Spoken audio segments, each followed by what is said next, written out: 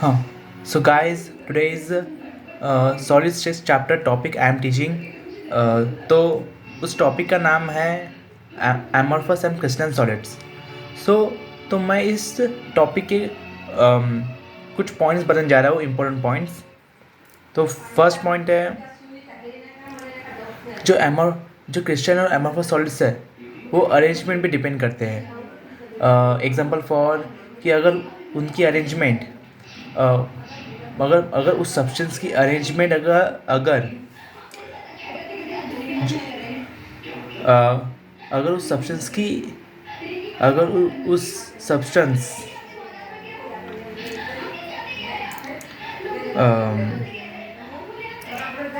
अगर उस substance geometrical arrangement होंगी उस सब्सटेंस की, तो फिर वो ऑब्वियस है कि वो क्रिस्टल सॉलिड्स में आएगा. और अगर उस सब्सटेंस की अरेंजमेंट है, मॉलिक्यूल्स की जो अरेंजमेंट है वो रैंडम होंगी, तो वो एमॉर्फस सॉलिड्स में आएगा.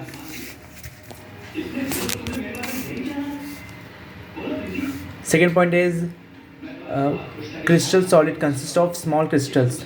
ये सबको पता है. Definite geometrical shapes. Crystal solids have definite geometrical shapes.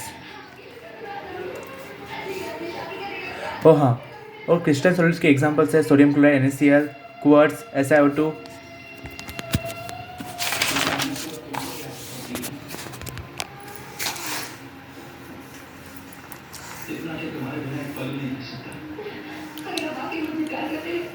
And next point is substances which are in liquid form after cooling it convert into solid form in which they don't show ordered or regular arrangement is called amorphous solids.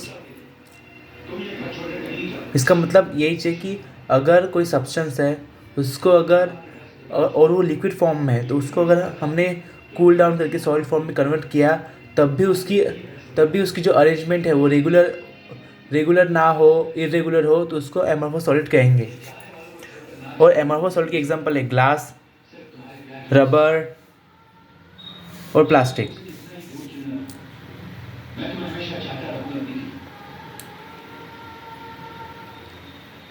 और amorphous solid की जो regular और repeating patterns है, मतलब fix pattern में, जैसे कि बोल सकते कि ट्रायगोनल प्लेनर, टेट्राहेड्रल जैसे पैटर्न्स है, वो सब पैटर्न्स और रिपीटिंग पैटर्न हम शॉर्ट रेंज में देख सकते हैं, मतलब शॉर्ट डिस्टेंस में.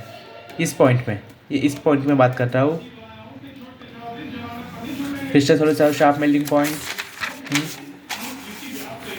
ओके. क्रिस्टल सॉलिड्स जो है उनका मेल्टिंग पॉइंट शार्प होता है. मीन्स उनका एक फिक्स मेल्टिंग पॉइंट होता है कि वो सब्सटेंस है वो एक फिक्स टेम्परेचर पर वो मेल्ट हो जाएगा. एग्जांपल फॉर डायमंड का जो मेल्टिंग पॉइंट है वो है 3550 डिग्री सेल्सियस, मतलब इस टेम्परेचर वो मेल्ट हो जाएगा. और सेकेंड ग्राफाइट का है 3650 डिग्री सेल्सियस. फ्लोरीन C60 उसका है 280 डिग्री सेल्सियस.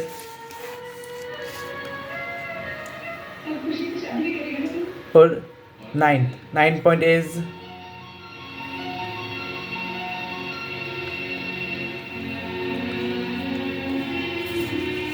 और जो एमॉर्फस सॉलिड्स है उसको हम एक स्पेसिफिक टेम्परेचर, एक रेंज के टेम्परेचर में उसको सॉफ्ट कर सकते हैं, उसको मेल्ट कर सकते हैं और उसको ब्लोन अप करके शेप दे सकते हैं. और जो एमॉर्फस सॉलिड्स है वो बहुत स्लो मूवमेंट्स करते हैं, वेरी स्लो मूवमेंट्स. इस पॉइंट की बात कर रहा हूँ. और लास्ट पॉइंट, और जो एमॉर्फस सॉलिड है उसका जो नेचर है वो होता है आइसोट्रोपिक. इसका मतलब है उनका जो मैग्नीट्यूड है, एमॉर्फस सॉलिड का जो मैग्नीट्यूड है, मतलब यानी कि उनका जो नंबर है वो किसी भी डायरेक्शन में हम मेजरमेंट करेंगे तो उसका नंबर, उसकी जो वैल्यू है उसमें चेंज नहीं आएगा. तो गाइस आज के लिए इतना ही. फिर मिलेंगे ब्रेक के बाद.